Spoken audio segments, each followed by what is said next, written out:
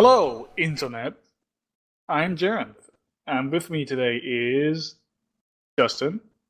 Or should I Hello. say Ninjustin? Yeah, that. Alright, Ninjustin. Hi.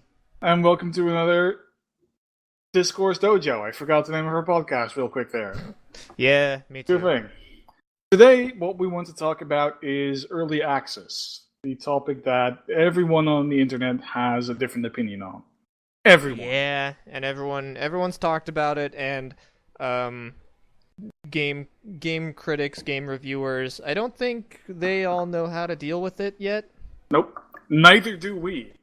The Yeah. reason I wanted to talk about this is because I personally have recently been playing two early access games quite a lot. And I've noticed that my experience with the two are different in a very interesting way that for me helps solidify what I like and dislike about early access. Those games are Cryptos and Necrodancer, which I've fairly recently written a review about, which is actually on this website, so you can read it right here. Yay. And Sunless Sea, the sea exploration game from Failbetter Games, the people who also make Fallen London, also known as the greatest time sink ever conceived. The greatest Facebook game to ever exist. Listen, The greatest Echo Bazaar, Facebook Fallen game London, is the greatest- reason I'm on Twitter. Oh yeah, that's It's true. legitimately the reason I'm on Twitter. It's the reason I know you. So don't Yeah. diss it too much. I was Yeah, I gonna mean, you say can diss it's it as much as you want, because it's technically also in early access, but Yeah, I guess. It's the greatest Facebook game that's not on Facebook. Except maybe Animal Crossing. maybe Animal Crossing. Anyway, I've played both games quite a lot, and I noticed that I personally don't like early access very much. Whenever I get an early access game, or whenever I see a game in early access, my first response is, I'll wait for it to be done. Yeah. This is something that I know a lot of people have. I don't know how how you view that. How's your reaction to early access games? That's generally my basic response. The only big exceptions lately have been Crypt of the Necrodancer, because you recommended it and a bunch of people recommended it, and it's like that's like just a procedural roguelike type thing. It's like it's not super important that needs to be quote unquote finished. It's that's fine. So I got that. And the other one is going to be Clay Games. Yes. Don't Starve, but that was a while ago. I was gonna say, like, as a recent example, their newest game, Invisible Ink, which I was going to write a post about it, but I decided I was going to wait until it's done. And I have that with Sunless Sea. yeah, exactly. It's I can definitely, like, I had a lot of fun with Invisible Ink in its early access state, but it also definitely does not feel as fleshed out as I want it to be. And I was like, I could treat this like a lot of Minecraft players and stuff, where I like keep up with every single update and keep playing through it every time. But I don't really want to do that. I just want to wait until it's done and see how much it's changed by then. Yeah, I had a very similar reaction to Don't Starve. Good of you to bring it up, which was actually the first game that I went in to play early access, partially because of what you said, actually. Interesting, the interaction we have there. And that's true. Don't Starve was a lot of fun in early access. I played it for a while. I figured I prefer to see this game feature complete. And from then on, I've tried several games in early access, not a lot. And right now, like I said, I'm playing both Crypt of the Necrodancer and Sunless Sea. And what I'm noticing is that in Crypt of the Necrodancer, I am not annoyed by the fact that it is early access. Like, it doesn't factor into the experience for me. And with Sunless Sea, it very, very much does. In pretty much the same way as it did for Don't Starve. And I've been thinking about why this is. And the reason for me, I think, is that Crypt of the Necrodancer is built in such a way that there is this core experience of doing the dancing that can very easily be updated and manipulated. And as long as that core gameplay is intact, the game itself is going to be fun. So right now there's 3/4 of the main game area is complete, and you can totally play through that and get the entire intended experience. And Give then me one around moment. that are all the items and bosses and Hey, spells and give all me the 1 optional NPCs. Give me 1 second.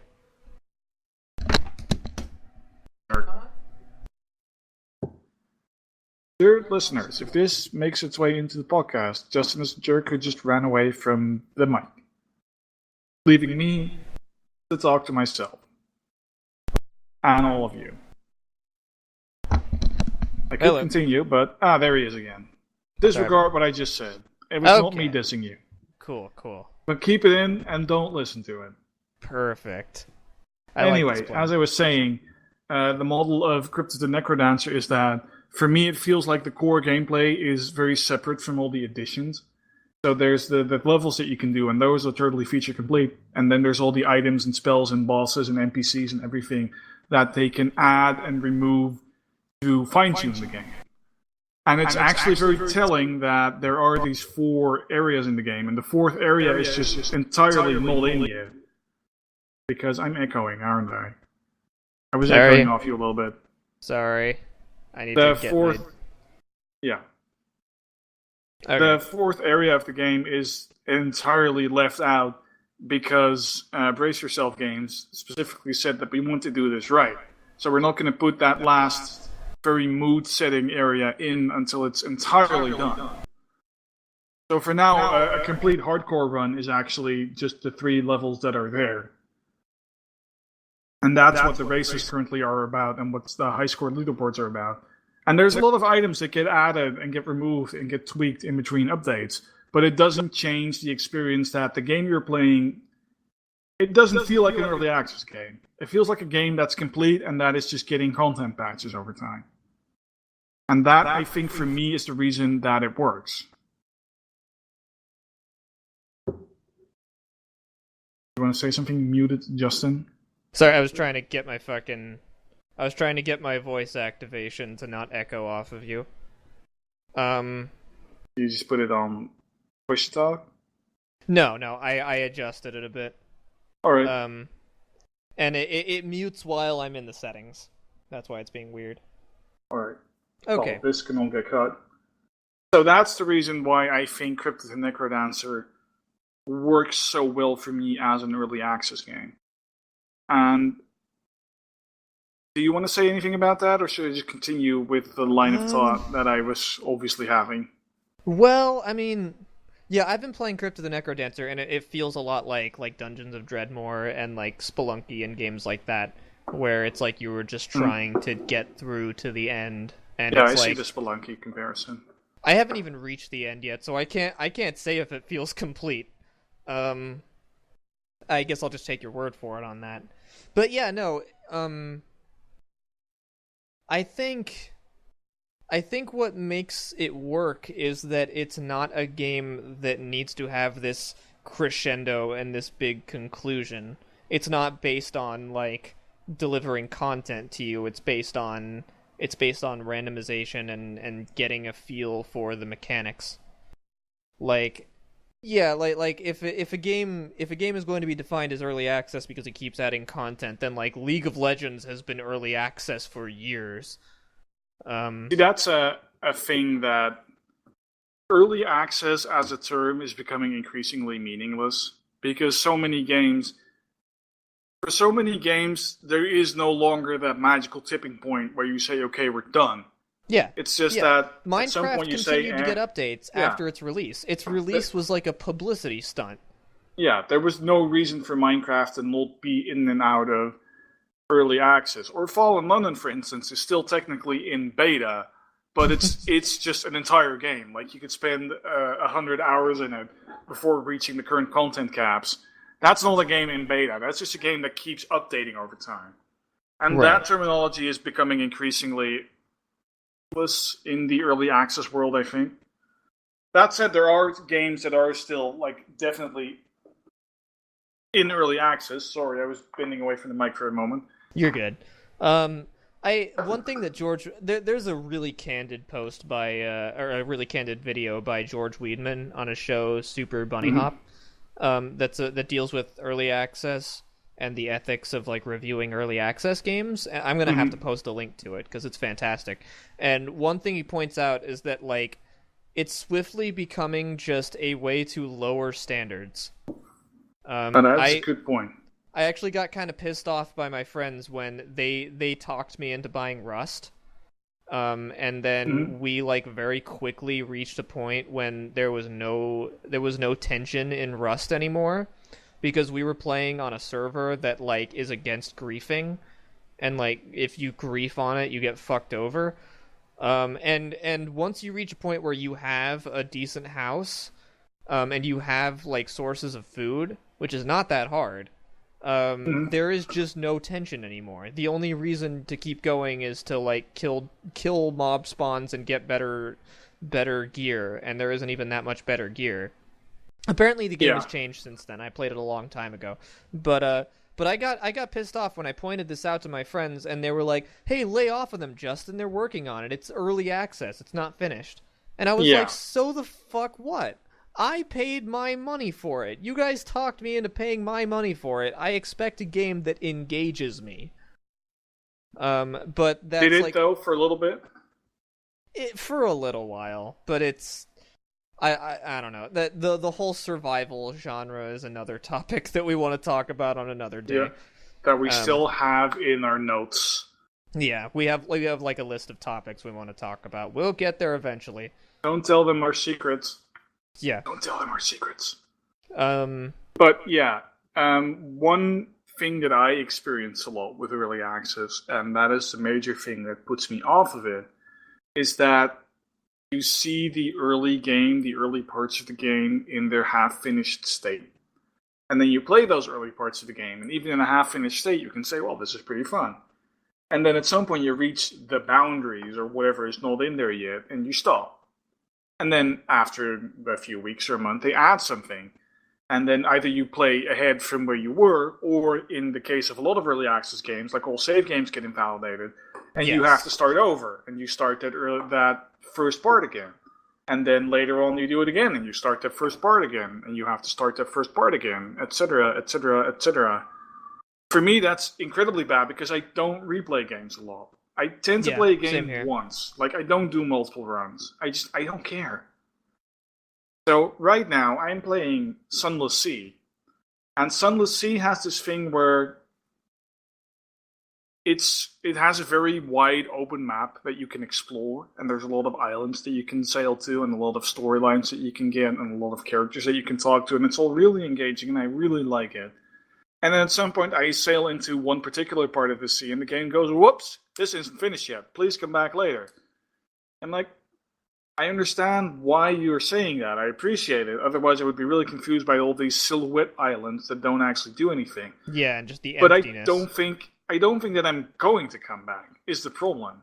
I've played so much of what you have already, and I know there's a lot of content still coming, but if in order for me to get there at some point, I'm going to have to redo all the things that I've done already. I'm going to have to redo the same Tomb Colonist runs, and I have to explore the map again, and I have to grind up money to get better guns again. And I can already tell that it's going to be a long time after that I've played it right now that I will want to go back in it for that. And the other thing is that we've already had sorry to cut you off there, but we've already had some games that have not that sold themselves as early access and then got abandoned before they were completed. Like Space Base DF9. And yeah, another famous example is Towns. There was an interview with the lead game dev who basically just said, it stopped being profitable, so I'm not doing it anymore. Sorry. And it's like, what? You said this, like, it's called early access, which traditionally means you're getting here before the show is on. Yeah. It's like, I paid to be here before the show is on, and now you're just not gonna do the show? Like no. Yeah, we're done. It's basically the same thing with Space Base DF9, I think, which was released all of a sudden, and it's probably fairly feature complete, but simultaneously it has just kind of been kicked out of the door. Yeah. That's also a problem with early access, yeah. The whole thing is replete with problems. I think for different people, different parts of it weigh differently. Because if I play a game in early access once and then abandon it and it never gets released, I don't particularly care. But the principal reason that I stopped playing Don't Starve when I played it in early access was exactly that sort of exhaustion. That I said, I'm not going to want to play this game anymore after I've played it for too long. And I can see that there's going to be a lot more content added to it. So I would prefer my one real run to be as complete as possible. And the Precisely. only way I have to judge if a game is as complete as possible is when the developer says, okay, it's done. It's no longer in early access. It's actually out. I wonder how much of that has to do with like saturation of media content, because like Definitely. I've known more and more people over the years that say that they only play through a game once or twice or whatever, and that's because we just have so many fucking games. Like the people that I know who replay games a lot generally are either people who don't have a lot of money, people who have enormous amounts of time, which those two go hand in hand. Or people who are, and this is going to sound smug, I don't mean it to be smug like PC Master Race, but like a lot of those people that I know are console gamers who they don't get the same ridiculous Steam deals that we get. And ridiculous Steam saturation that we get. Precisely, yeah. Yeah, they only get like the big console games, and like you can get it used or whatever, but that's still generally going to be like at least $20 a game. Yeah. I see Especially what you're talking about. with the freaking con jobs that companies like GameStop are doing. Yeah, That's a topic for another time. Precisely, yeah. So for us, it's like I have so many fucking games. I'm not going to sit here and replay Don't Starve or Invisible Ink every single time there's a new update.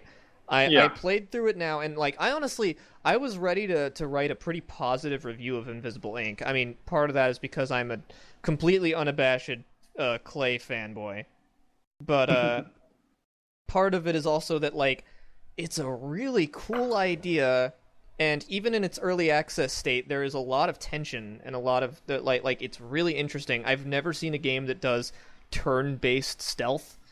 And does it so well, and it utilizes. Yeah, you should probably write that blog post at some point.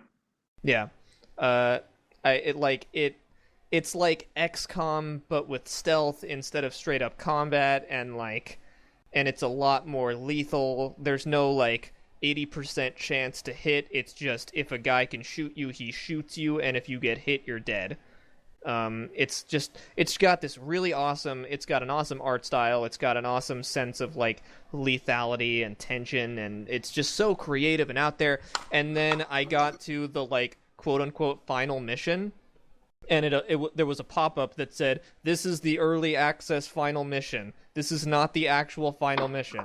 There will be a lot more missions to come, and they will work differently. Just bear with us, okay?" That was basically what it said. And then I did the final mission, and it was fucking ridiculous. It like robots came out and attacked out of nowhere, which you haven't had to deal with throughout the entire game. Like they work differently than the regular guards. You can't kill them. Like it was just clearly not quite balanced, and not quite finished. And that kind of made me angry. And then I exited, and then I came back, and it said my save game was broken. Yep. And that also happens. Yeah. And it was like this weird, incomprehensible error message. Actually, interesting. Interesting side note there was that I tweeted like a sort of angry thing saying like, I'm getting way more bugs in Invisible Ink than I ever got in Don't Starve. And then the fucking CEO of Clay, like on his personal Twitter account, responded to me saying, "Hey, what bugs are you running into?" And I was like, "Whoa." And I took a screenshot of the error message and posted it as a response. And he was like, "Oh yeah, sorry about that. Here, if you send us the file, we'll try to fix that for you." And like file a bug report on such and such website. And I was like, "Holy shit." And I was like, "Wow, thank you." And I didn't mean any disrespect, blah blah blah. And I never actually sent the file because that like by that point I had already decided I'm not going to be playing it until it's done. But But That's, yeah, I think, the good part of early access is obviously one of the goals of early access is to really involve the community in development of the game. And I think for many people who like that sort of thing, who really want to give their opinion on it, that is the major draw. Not that you are buying the game as is, but that you are buying the work in progress in order to see it evolve. oh yeah, it seems like the original idea behind early access was that it's something for like super fans, like me for Clay and stuff like that to buy and like and like get an insight into the company's game that they're working on and stuff, and to like give feedback and stuff like that. Just a Yep. thing for super fans. But as soon as early access came out as a thing on Steam, it exploded, and like Starbomb and not Starbomb, Starbound, and I hate that. And Daisy and those few early access games that came out when it first became a thing, those were like the top sellers on Steam for a long time. Yep. Sold like millions of copies and stuff, and that was when everyone went, "Oh shit! Like, how do we This deal with is this? profitable.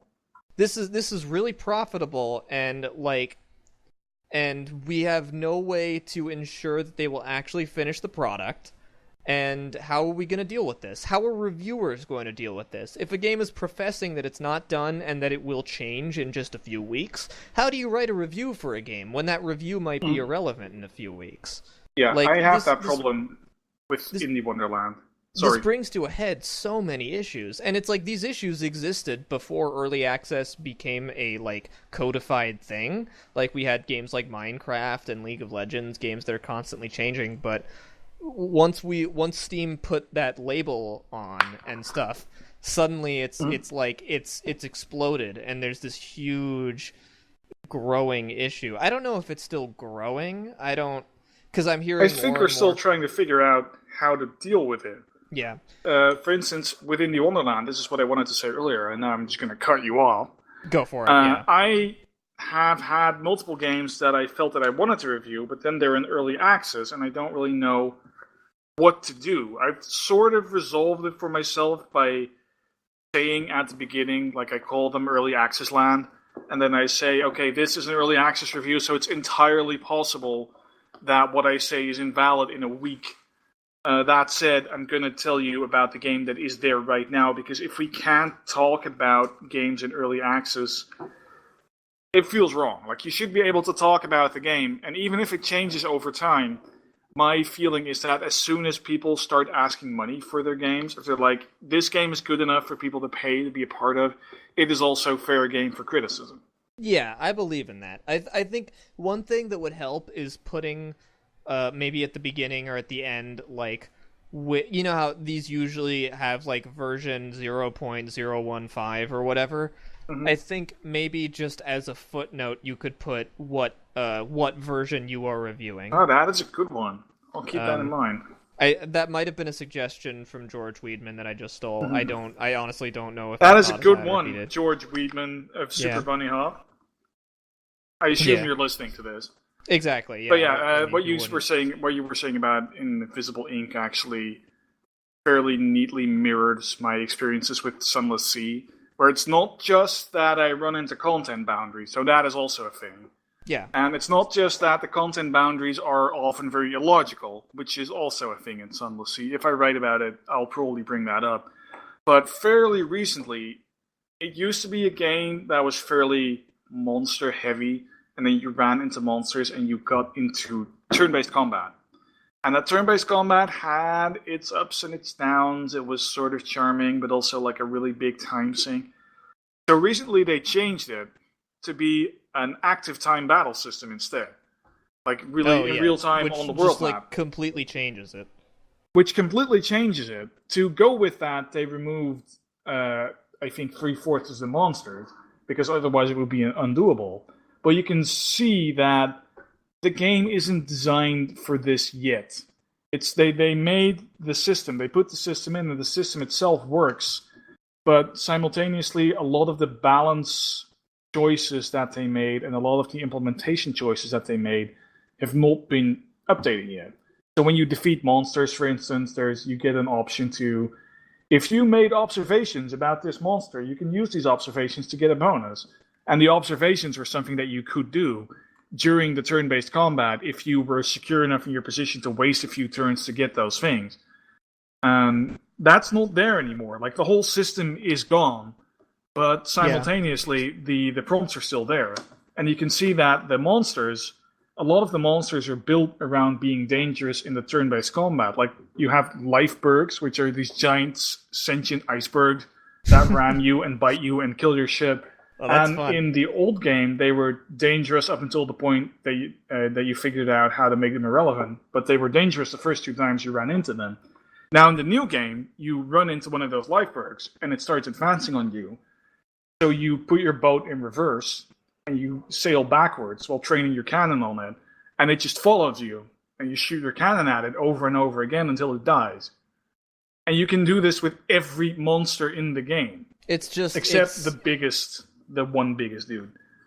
So it feels like the idea is there, but the balance isn't yet. Yeah. And over time, that's not going to be a bad thing, because they'll probably figure out that balance.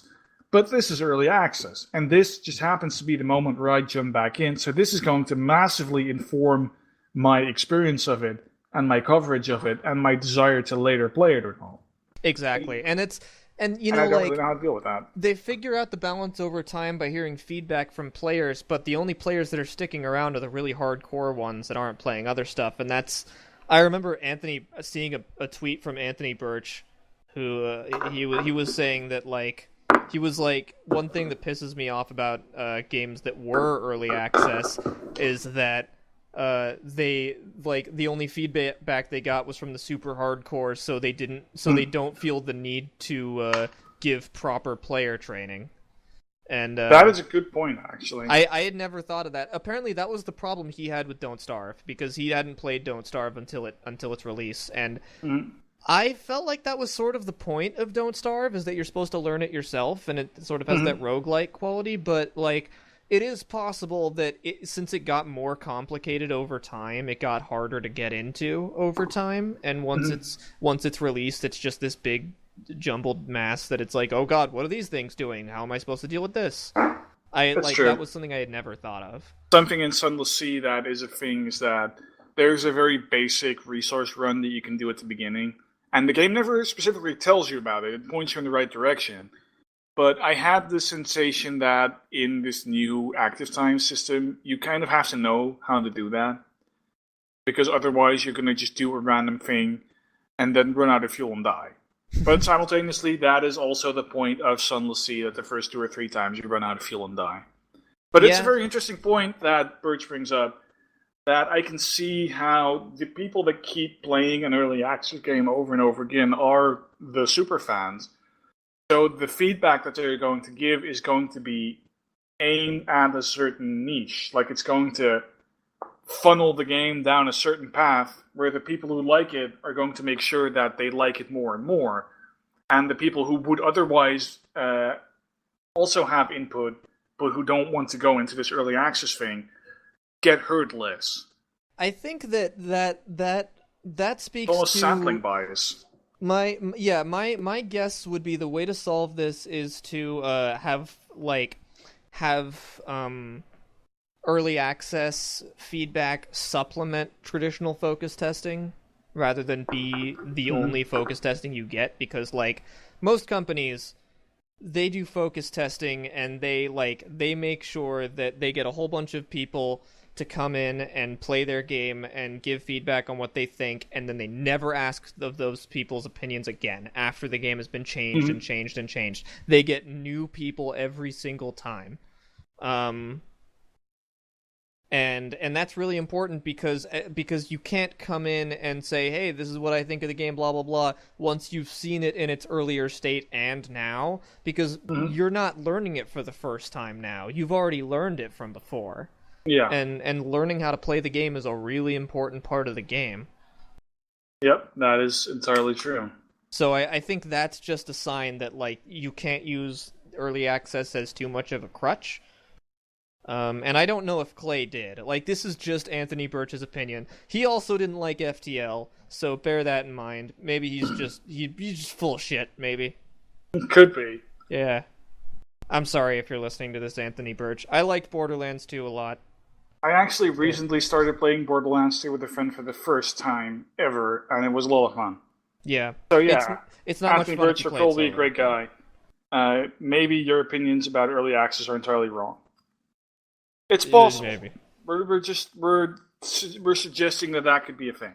Yeah. And Don't Starve is also another example of what you were saying, where they just change a huge thing while it's early access, and you're like, well, how do I deal with that? Because so the way Don't Starve works now is that like you have to create a science machine in order to like research how to make the more advanced tech, and that is like an integral part of early like world exploration in a playthrough. Is like, if you don't get gold in the first several days, you're in trouble, because you need a goal. You need to get gold to make a science machine to make the fancy tech, and if you don't, you're going to be fucked. That is not how... I don't know if you played it in, like, its very early access state, because since I was already a super fan by that point because of Mark of the Ninja, I bought Don't Starve as soon as it came out. I did not know. And the way it worked way back then was that the tech was like a leveling system, where you got like XP basically by playing the game, and you spent that XP on the individual tech like prototype whatevers.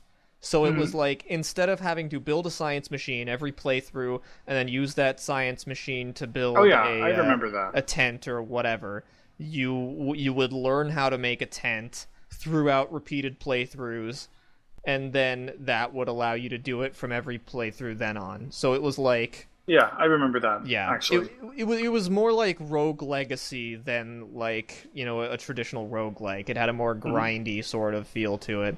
And, like, that wasn't as fun as what they have now, but that was, like, what drove the game way back then. And, was that incremental progress over time? Yeah. Yeah. And it's like, if you liked that, then they took that away, and you're like, well, fuck. And if you didn't like that, then maybe by the time they took that away, you were already done playing Don't Starve. Because you were like, oh, fuck.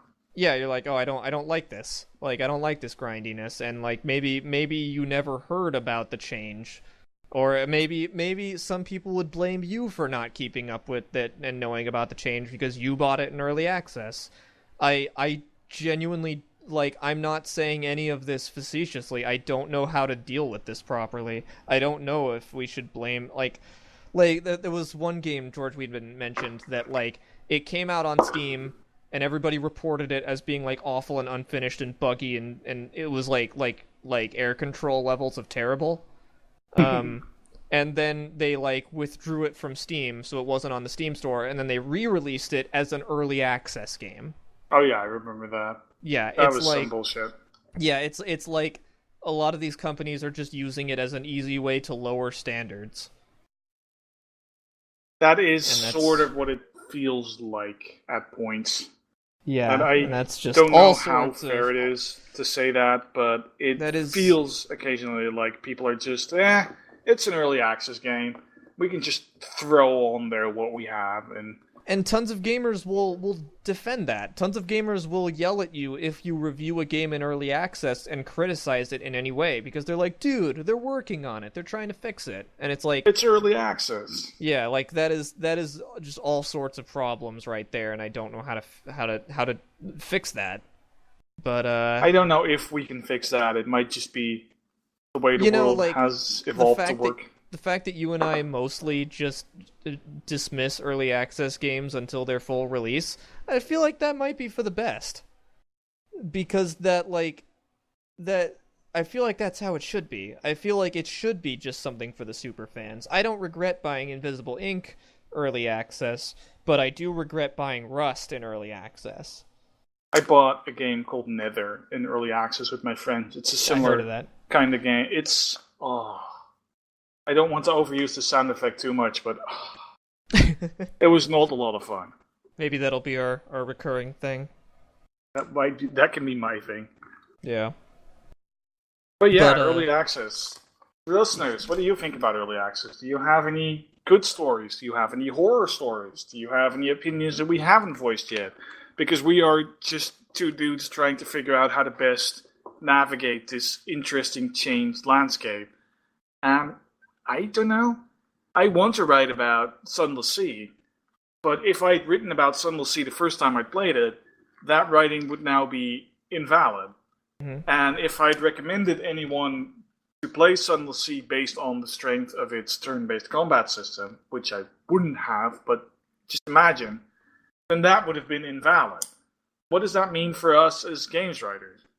That's what I'm Yeah. very curious about. I know how I think- feel about early access, and I know what I want to do and what I don't want to do, but I don't know how it works for people who don't spend a majority of their time critically looking at video games.